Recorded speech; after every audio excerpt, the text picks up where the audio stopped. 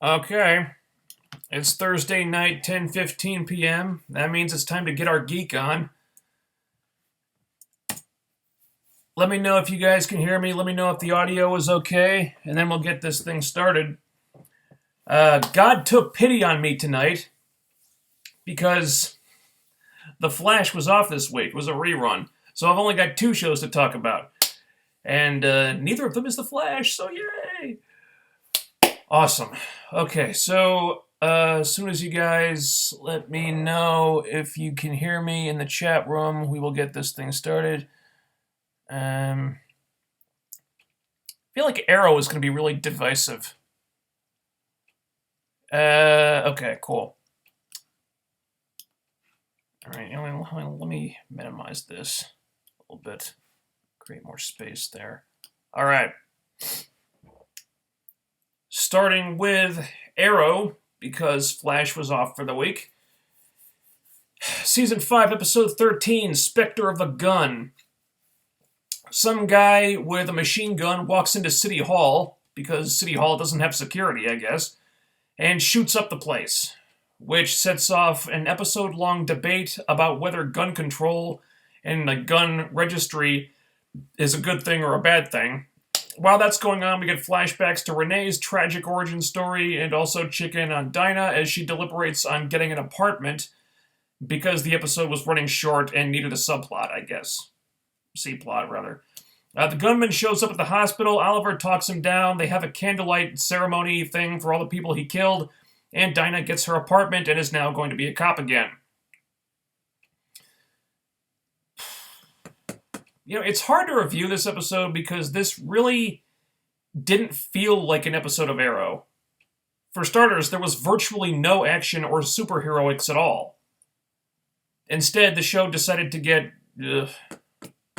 political. Now, you would think that a series about a guy who dresses up in a mask and a hood and shoots criminals with a bow and arrow wouldn't be interested, or be the most appropriate place to do a message show, but they went for it. I'm just not sure why. Now, don't get me wrong. I don't have a problem with social commentary in sci-fi shows or comic book shows or whatever. A lot of the time I'm in favor of it.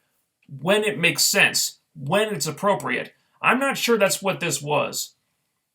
We see people getting shot every week on this show. For months, Curtis has been working on a team with two dudes who use guns as their weapon of choice, has watched those dudes shoot a number of people, never had a problem with it before, never said a word about it, and now, all of a sudden, he's got all these strong opinions on gun control. Now, all of a sudden, this is a big issue. I'm not questioning the politics of the episode, but I am questioning the vehicle it used to express them because a lot of this just seemed like it came out of nowhere, and as a result, it felt awfully ham-fisted to me. Like the writers were trying to shoehorn in commentary on gun control or gun registry because it's something that they feel strongly about, not because it really made sense to do it in the context of the show. And I think it's ironic that part of Oliver's speech at the end of the episode was about how we shouldn't get desensitized to gun violence just because we live in a violent world. I'm sorry, Arrow, but I don't think you can play that card when you're going on 5 seasons of a show where people get shot every week, be it with bullets or arrows. Because to a large extent, the audience has become desensitized to that stuff. Has been for a long time, and now you're telling us that's a bad thing. So I think a lot of that was going to be falling on deaf ears. Now, one thing I did like about that story was that it showcased Oliver's evolution as the mayor. He can't really solve this problem as Green Arrow like he usually does, so he has to get political. At first, he kind of stumbles, but then he figures it out. And those two worlds clashing is more like what I thought this season was going to be about. It's inevitable that one was going to conflict with the other. And him learning how to balance those two parts of his life can make for some good stories. I didn't expect this was going to be part of that. Because like I said, there was virtually no Green Arrow in this one, but they tried. So that's an interesting thing to explore. I would prefer they not explore it quite like this. Um, and I wish it was in an episode that was more concerned with exploring politics in the Arrowverse that Green Arrow can't necessarily be the solution to, and not politics in real life that the writers were lifting from. Now, everything else going on here was more interesting to me. Renee's backstory was really good. It informed that character a lot, and it explained pretty well why he would feel the way he does about all this. And the scene where his wife got killed was pretty brutal, actually. I felt really bad for him. And I will admit, I'm quite impressed with how far that character has come in just 13 episodes. This is a guy that was getting on my last nerve at the start of the season, but he's become pretty likable at this point. They've done a good job with him. The Dinah stuff was fine. Like I said, it kind of felt like they needed to fill a few minutes here, so it wasn't the most essential subplot ever, but they managed to write some character building stuff for her in a couple scenes, and her joining the SCPD will undoubtedly come into play later, so that was cool. Not exactly edge of your seat type stuff, but not everything has to be. And that's about it. The thing I feel most about this episode is probably just indifference. I'm not saying the issues they tried to discuss were badly done necessarily, but it's just not what I watch Arrow for. And I was left feeling that this wasn't really the right place to do it. The whole thing just felt awkwardly placed, like when a sitcom does a very special episode where it tries to get all tear jerky and shit, and I'm thinking, I watched this show to laugh, not to cry. Why are we doing this? The subplots were perfectly fine. I just wish they had been in an episode where the main story didn't feel like it belonged in another show. So, a lot of mixed feelings on this one.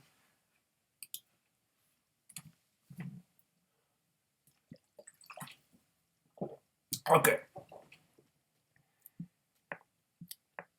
Wait, Arrow was on this week? I thought they showed some 90s after school special instead. In the comics, Oliver's supposed to be a far-left liberal. Maybe this episode was beginning of moving that way. Okay. Forgot Nicole Bass passed away. Yeah, it's too bad. Okay, so here's the dirty conservative black guy chiming in. Guns are not evil. Guns are barely dangerous if you keep them locked away from kids. Why are there no metal detectors in City Hall? They must have the same security that Team Flash has. Yeah, I was thinking the same thing. Like, no matter how much Team Flash beefs up their security, it seems like people could just walk into the lab whenever they feel like it. And Team Flash is always completely unaware. Same security system in City Hall.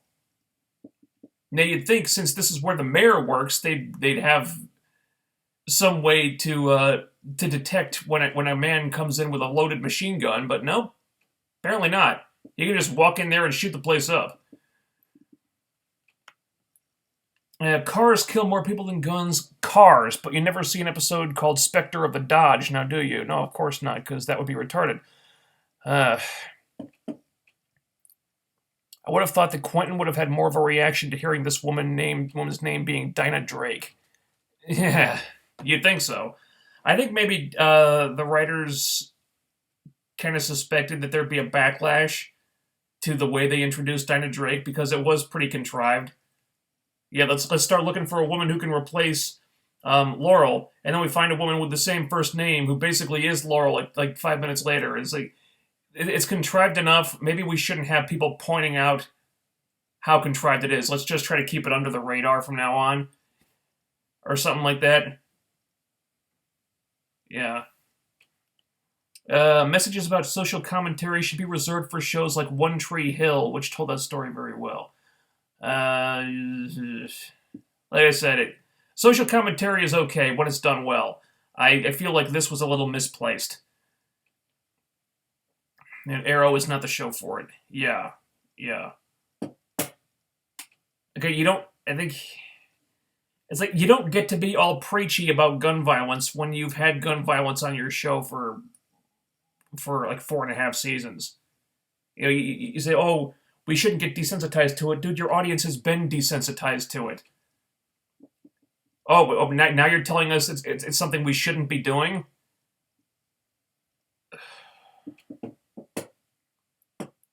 Just wrong time, wrong place, Arrow. I'm surprised the writers went with this particular storyline. Yeah, me too.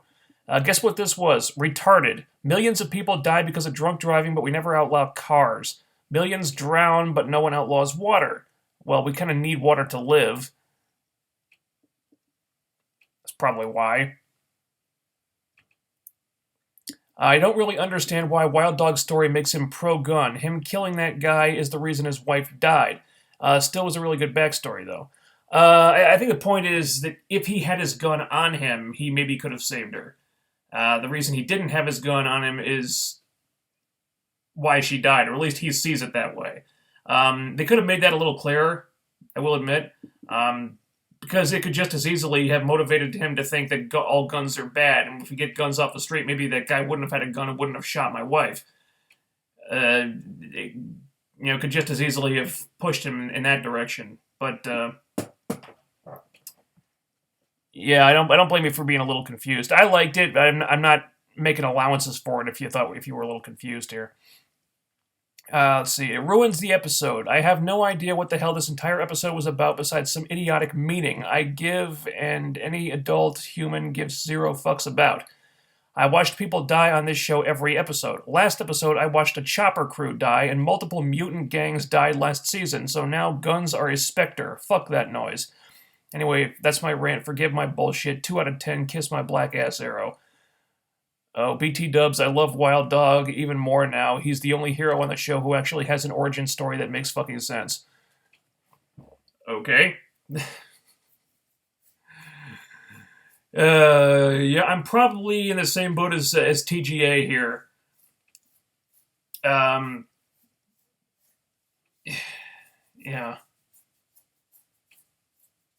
You don't get to play. You don't get to play this card after the last 4.5 seasons have turned out the way they did. You just can't. Did you see Lego Batman? I did. It was a really great movie. Go see it. Okay.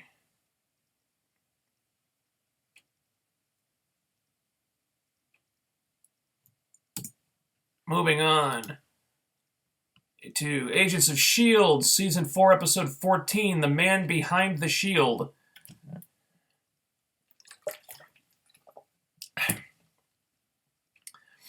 So while the Watchdogs torture Mace, we get a series of flashbacks showing us why the Superior has such a grudge against Coulson, as well as an early mission Coulson and May went on that no doubt had all the Felinda fans wetting their pants with glee. The team tracks down the Watchdogs, invade the base, they rescue Mace, they take out the Superior, but May is still out there somewhere, and just when they think everything's okay, we find out that the entire team, except for Fitzsimmons, have been replaced by LMDs. Well, this one was for the Felinda shippers.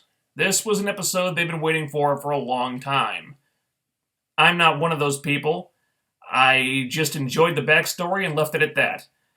And it was pretty illuminating stuff, actually. It turns out in their early days, Coulson and May were super flirty and were like this close to hooking up right before Andrew became a thing. So this would have us believe that Felinda has just been hibernating for a long time, like for years, as it turns out. Okay, if that's where we're going, fine. I've never really had a desire to see the show explore this. I've always preferred Coulson and May as just friends, but if it's going to happen, all I ask is it's well done. Because this is a personal preference thing. It's not necessarily bad, because, lots of people want to see it, but my preference is that they just don't go there. But just because I don't like it, it doesn't mean it's badly done. All I ask is that it's well done. That's all I'm asking for. And so far, so good on that score. And their dynamic in the flashbacks was pretty entertaining. With Coulson being a lot more awkward, kind of reminded me of Season 1 Fitz a little bit. And May actually smiling for a change, that was downright bizarre. This is the most... May actually smiled more in those flashbacks than she has in the entire series. So that kind of weirded me out. It was fun though. We also get the origin of the Superior here, and this part I felt wasn't as strong just because the Felinda stuff was the main focus, and everything setting up the Superior was kind of just alluded to. Um, and since this was the episode where he gets taken down, for now, I was hoping for more than that. And that's probably a weakness this episode has overall. The Watchdogs get kind of shortchanged here. The Superior's motivations take a backseat to the Felinda teasing, and then him getting defeated, again, for now, is made to look pretty easy in order to set up the LMD cliffhanger at the end. It's a great cliffhanger, but you kind of expected the Watchdogs to put up more of a fight than they did. But here we have the team invading this compound to save their people. The mission goes to plan for the most part, with no real complications except that they don't find May. But they save Mace, they take down the Superior, pretty easily, actually. For all his talk about hating Inhumans and Coulson and thinking Inhumans are a plague on humanity or whatever, he didn't have much of a plan aside from fighting Daisy with a knife. And since this is a woman who can cause earthquakes and bring down bridges, I'm not sure why he thought that was going to work out for him. Now, I know why it was done this way. I could see this coming. The writers have used this trick before, where everything is going a little too well, the mission's going a little too smoothly. It's all to lure the viewer into this false sense of security, only to hit them with a big twist at the end that they don't see coming. In this case, the Superior is taken down, Mace is saved, but it's all a plot by Ada. It's all a trap. It was all a ruse to get LMDs posing as the team to infiltrate the base. Really cool twist at the end, and next week's episode looks awesome. I just wish they hadn't had to make the Watchdogs look like easy pickings to set this up. The Watchdogs have been this underlying threat all season, and yeah, they were usually something that was going on in the background most of the time while S.H.I.E.L.D. was dealing with bigger stuff, the Darkhold, Ghost Rider, LMDs, etc. They never really ascended to big bad status. But they have been around for a while now, and S.H.I.E.L.D. getting the better of them like this just to set up the LMD twist felt like it did them a disservice. I'm not against doing it this way, I just wish the Watchdogs had put up more of a fight than they did. It just doesn't make for nail-biting drama when the mission is going so well. There were some good parts here, though. I was genuinely surprised that nothing happened to Fitz here. After that really sweet scene with him and Simmons, he got left alone in the Watchdogs' computer bank while everyone else was off doing stuff, so I was so sure something bad was going to happen to him, or he'd be replaced by an LMD or something.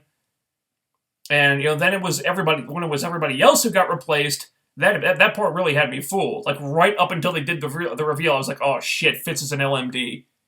Watch, turn around, don't turn around, Simmons, he's about to, knock you unconscious or something. Whoa, wait, it's everybody else? Oh, whoa, wow. Oh, didn't see that coming.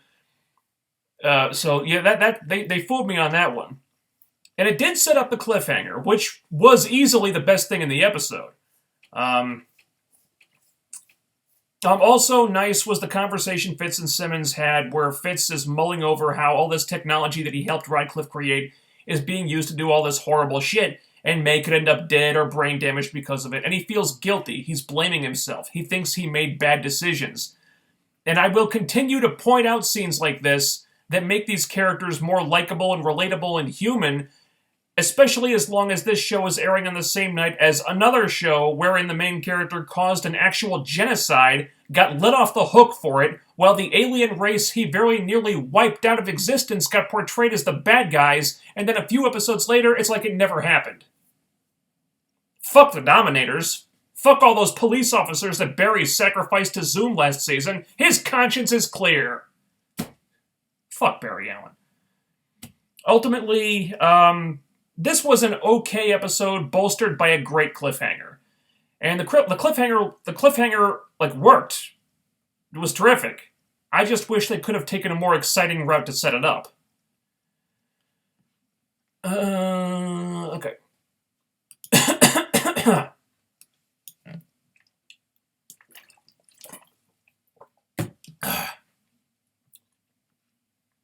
Let's see here.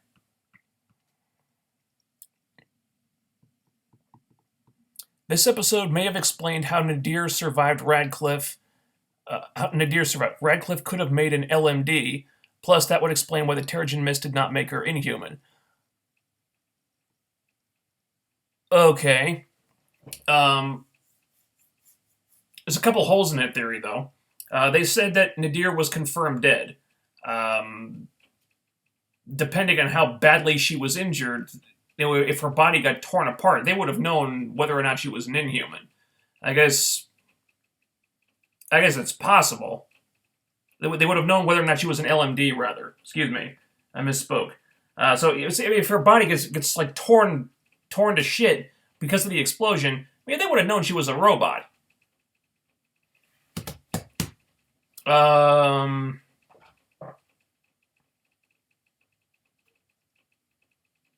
Plus, that would explain why the Terrigen Mist did not make her an inhuman.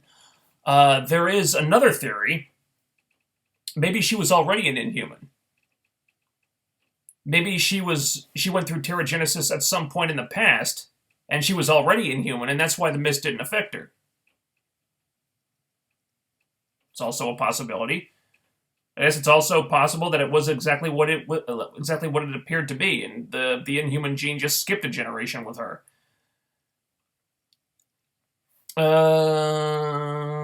Let's see. I'm not sure what the finish was supposed to be for the match, but oh, all right.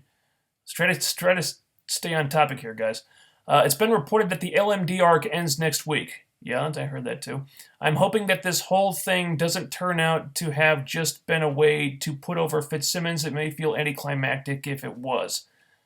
No, I think the purpose was for a couple different things.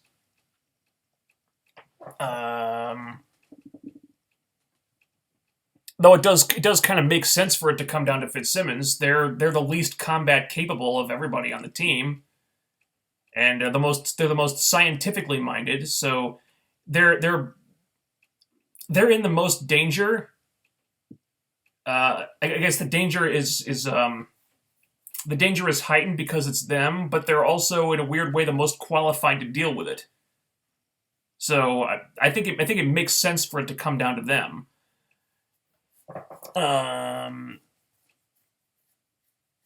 So apparently the Watchdog story arc was just setting up the LMD's rebelling. And seemingly. Apparently the Superior is not dead yet. Now, he's still alive, so the Watchdog story may not be over just yet. Although, it did appear... it did appear during the episode that Watchdogs were kind of just a red herring, so people wouldn't suspect the LMD thing. That I didn't care for. If that was the purpose of the whole thing, I don't like that. But we don't know yet. The Watchdog thing may not be over yet. Mac was proven wrong about Inhumans/aliens so badly that now he's in a relationship with one. He'll be proven wrong about the possible negative influences of technology too. Well, I guess it depends on what position the writers take on what position the show takes on it. They may just raise the issue and don't necessarily take one position or another. Yeah, but I think they will end up doing a thing where like the technology can be used for used in productive, positive ways too. I guess because abuse of technology is a big theme of this particular story arc, so I think they'll end up showing that it can go the other way as well. Mac is a bigot to artificial life forms. Not sarcasm, I mean it. These beings can think, they have emotions, so they probably have some kind of true consciousness. Well, that's one of the issues that they've raised. Like, what qualifies as consciousness? What makes a person a person? At what point, like what heights does artificial intelligence have to reach before it qualifies for personhood, you know? Mac thinks, hey, they're just robots and that's it. Fitz thinks it's a little more complicated. Because he seems to view at least Ada as a person. So I think it's one of those situations where there's no real easy answer. And, I kind of like that they're going there. Because, yeah, that's makes for intelligent discussion. And it's good writing when not everything has an easy answer. I wonder if Daisy got switched out before the fight. I thought it was odd that she would use her powers in a fight against a normal person. Well, if she got switched out before the fight, then she wouldn't have been able to use her powers at all because it would be a robot. Thought it was odd that she'd use her.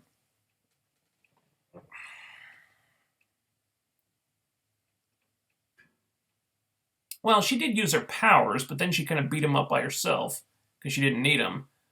Also, this is the guy that kidnapped Mace, and has been holding May hostage, so not surprised she cut loose a little bit at the beginning there. This isn't a smartphone with some app on it talking, it's a living being that happens to be metal. Of course, the LMDs are going to go bad, but that's mainly because they were created to be weapons by Radcliffe.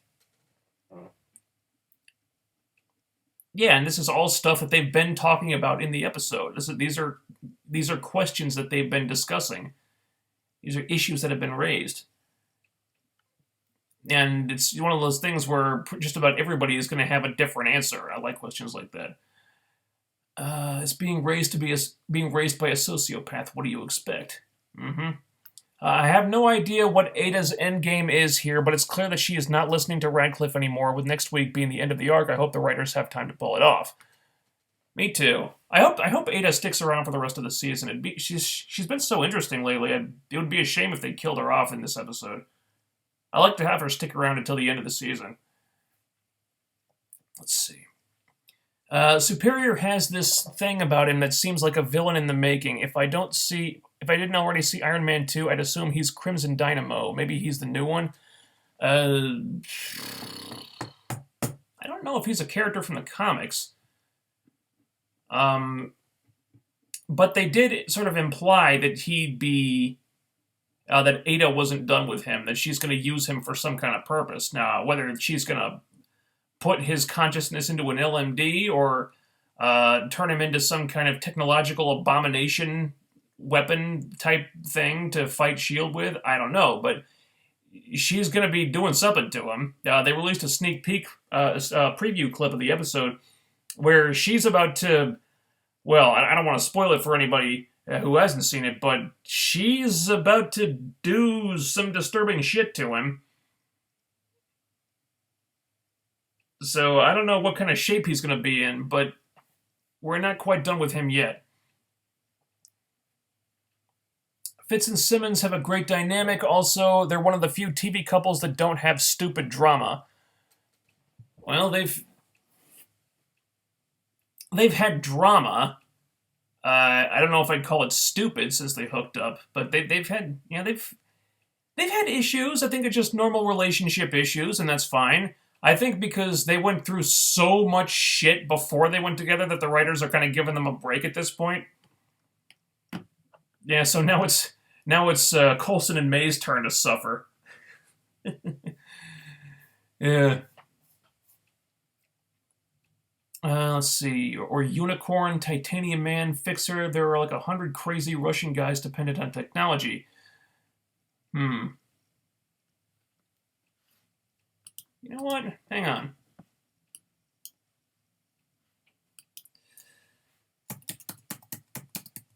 Marvel Wiki. I'm gonna look at the Marvel Wiki here and check if the name Ivanov is anything. I think that's the Superior's name. Ivanov.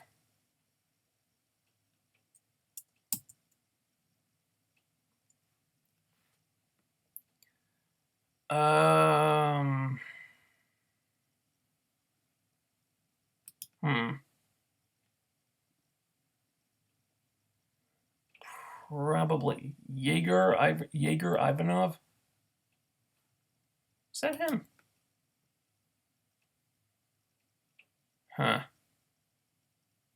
Occupation crime lord.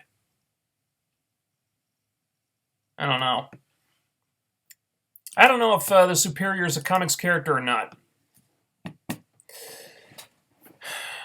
But hey, I mean, they used Nitro, and they just gave him a different name.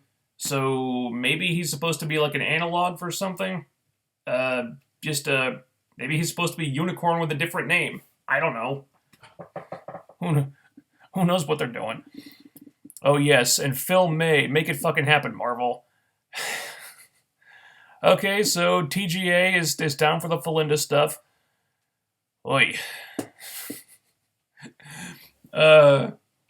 You know what, dude? If that's what you're into, I'm glad it's happening for you finally. For me, it's still kind of like walking in on your parents, but like I said, that's a personal preference thing. All I ask is that it's well done. Let's see, 12 out of 10. Make more episodes like this, television. Okay. They put out a promo for next week. Ada is going to take the Superior apart with a saw.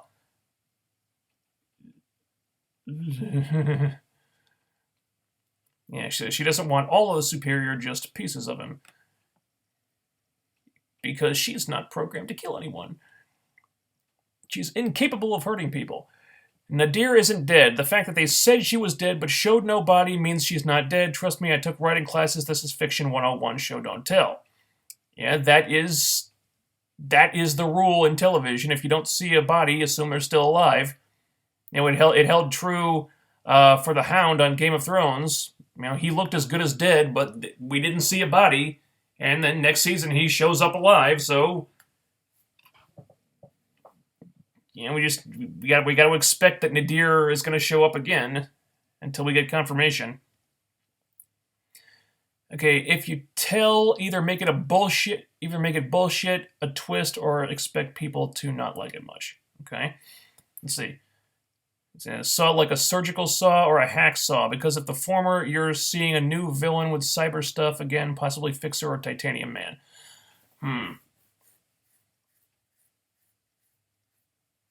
I think it was like a motorized surgical saw, probably like a bone saw. I don't know what a bone saw looks like, but the thing she's using could probably hack through a bone. Definitely more than just a hacksaw. Let's see. You know what would be the real punch in the balls? Have the twist ending be that Fitz is the real LMD. They do the Ex Machina ending with that. Well, Fitz is the real LMD the whole time. They have an LMD detector now. That's how him and Simmons found out that the whole team except them had been replaced by LMDs. So I mean, if they've got detectors, they would know.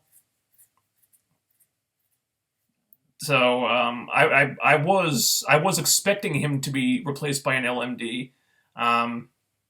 I guess the door is still kind of open for it because, the detector didn't find the other four immediately, but I'm leaning towards him not. I'm leaning towards this being the real Fitz right now. Could be wrong though. I'm almost certain that Fitz and Simmons are LMDs and not the rest of the team. That's the twist, and I'm sticking to it. Okay, well, I guess they could have hacked the LMD detector and caused it to give false information. Based on the next episode, probably not. Based on the promos for next episode, they made it pretty clear that Mace and Coulson and Daisy and Mac are all the LMDs, but I guess that could have been creative editing. Saying Ming-Na could pull off being in her late 20s, early 30s in that 1980s flashback, but man, Clark Gregg could not. I would have gone with younger actors, but that's just me. Jesus. Yeah, Ming-Na Wen is something else, man. It's like she hit her mid-30s and then just stopped aging. Or in some cases, started aging in reverse. Can you believe that woman is over 50? Good lord. Coulson mainly just looked like Coulson. I don't know, maybe they could have CG'd him to look a little bit younger, given him a little more hair or something. Uh, May looked younger. Coulson just kind of looked like like Coulson. It actually makes sense how Radcliffe got the minds of Mac, Daisy, and Coulson because they all tried that viral simulation helmet, and he hacked into it to copy their minds for LMDs. Well, possibly. I think it's also just as possible that they're not really meant to be infiltration bots because I mean the trap gets we see next week. I mean the trap gets sprung pretty quickly. So I don't think these LMDs were ever intended to impersonate the person they look like for any real length of time. So maybe they didn't need like the whole mind, like the whole brain map of the person. Maybe they just get like some general personality traits to so they can copy the person for like an hour or two. Let's see. Is next week the official LMD arc finale? I believe so. Yes. And then they've got something else planned for like the final story arc of the season. I don't think that the four people in the screenshot were the four people that are the LMDs. Every agent walked through that doorway.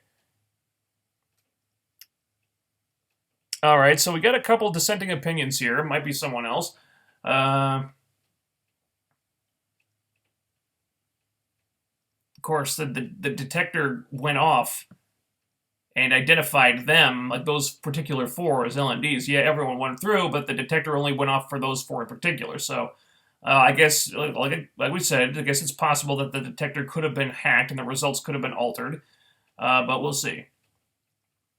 Hopefully we see Robbie again helping the squad against the LMDs. I think if Robbie was coming back next week, they would have showed something in the promo. But you never know. I do expect we're going to see him again this season at some point. What do you think of Mel Gibson maybe directing the Suicide Squad sequel?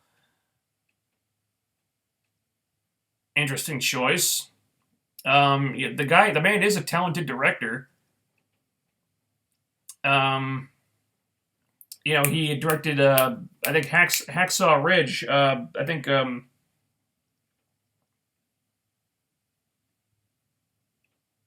Andrew Garfield. I always have trouble remembering his name. I think Andrew Garfield got an an Oscar nomination for that. So he is a talented director. I don't know I don't know if he's right for Suicide Squad, but if that happens, I'm sure it'll be a good movie at least. Lord knows the first Suicide Squad movie had its share of problems. I still kind of liked it, but I'm not blind to the faults of that movie because there were a lot of them. There is no LMD detector. In fact, I'm pretty sure they've been LMDs long enough that they helped get May. Think about this. Who all saw this detector? Fitz and Simmons. And, not, well, it was just Fitz and Simmons.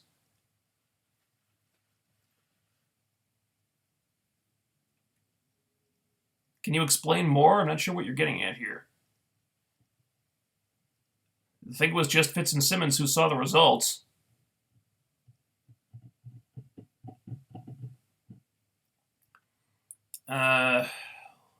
Look, after the May LMD was revealed, it makes sense that they'd be working on some kind of detection mechanism. And they were able to identify that those particular four had been replaced, so I think there is some kind of detector in the work here. Let's thoughts on Josh Matthews saying he's the GOAT and blocking Shark Boy, as well as Naomi winning the SmackDown Women's title in Festival of Friendship. Okay. I think Josh is just trolling at this point. I think I think he enjoys pissing people off. He likes trolling people. I think some people have been taking it a little too seriously. I don't think he necessarily means all this stuff. This is just the way he is. He enjoys trolling. Naomi winning the SmackDown Women's title. Good for her. I mean, she's been there for years. She deserves a title reign. Personally, I think Becky Lynch should still be the champion. I don't think she should have lost it in the first place. So I think that was stupid. I think Becky should still have the title. But if they were going to take it off, think Alexa Bliss. So I guess WrestleMania is in Naomi's hometown. All right, let her have a moment there. Lord knows they like humiliating people in their hometown enough. Might as well. So it's pretty rare that somebody gets a nice moment in their hometown. So that'll be nice for her, and she's earned it by now. The Festival of Friendship, it. I thought the segment was great. Honestly, I think Chris Jericho was in rare form, and the whole thing was performed very well, and he was entertaining, and the whole thing with the list at the end where he listed up, why's my name on here? He says the list of Kevin Owens. It was really well executed, the whole thing. Not sure why Kevin Owens chose to do it now, right when Jericho just said he was going to have his back when he faced Goldberg. Now, if anything, that's another problem that he's going to have to deal with in addition to Goldberg. So the timing was kind of bizarre. I'm sure it had something to do with that backstage pre-tape where he was talking to Triple H. But I love this segment. It was about the only interesting thing that happened on Raw that night. And Chris Jericho sold that segment like $1 million, so that was really good. Him blocking Shark Boy comes across as him being a D-bag. Yeah, I think that's the point. I think he enjoys acting like a D-bag because he likes pissing people off. Yeah, Lesnar could interfere in the match, saving Kevin Owens. Yeah, but why would Lesnar want to do that? If he's going to face Goldberg at WrestleMania, wouldn't he want Goldberg to be the champion? That way he gets a title shot. I think Brock Lesnar would want Bill Goldberg to win the title in that match. Because it's just logical. It makes sense. Now, WWE don't always adhere to the rules of logic and common sense, so who the hell knows what'll happen. But if I'm Brock Lesnar, I want Goldberg to win that match, so I get him for the title at WrestleMania. Okay. And all right, that's about it. All right, here we go. Thanks for doing the show. I enjoy your take every week. First time I caught it live. Oh, you're very welcome. Yeah, Devontae Smith. I hope I'm pronouncing that right. First time we've seen her in the chat room. Hang on. Your avatar is a woman. I'm assuming you're a woman too. Thanks for showing up. Nice to see a new face in there. Let's see. So that's about it for the questions and comments. Don't really have anything else to talk about. I heard Riverdale was pretty cool tonight. I haven't seen that yet. It's not at the same time as Impact, so I watched that online afterward. That show is turning into an interesting guilty pleasure for me. I do kind of feel like my childhood is being violated when I see all this crazy shit they do on that show, but it is kind of bizarrely fascinating, I have to say. So yeah, I'm enjoying Riverdale so far. Let's see. I don't have anything else. The Magicians is back for season 2. I've been enjoying that. The Expanse. I binged watched The Magicians and The Expanse over the season break, so I'm all caught up on those. Took a while to get into The Expanse. Plot in season 1 was really slow, and it took a while for the characters to make an impression. But production values are really impressive on that show, and I'm just kind of rambling at this point. So, you know what? I'm going to end it there. Thanks, everybody, for tuning in. We got the Impact stream on Saturday in the afternoon at some time. Again, there's no real set time for those. It's just Saturday afternoon, usually between 3 and 7. Kind of play that one by ear. It's whenever I get around to it on Saturday. But there's always a notice on Twitter when it starts. So follow me on Twitter for updates and when the streams begin.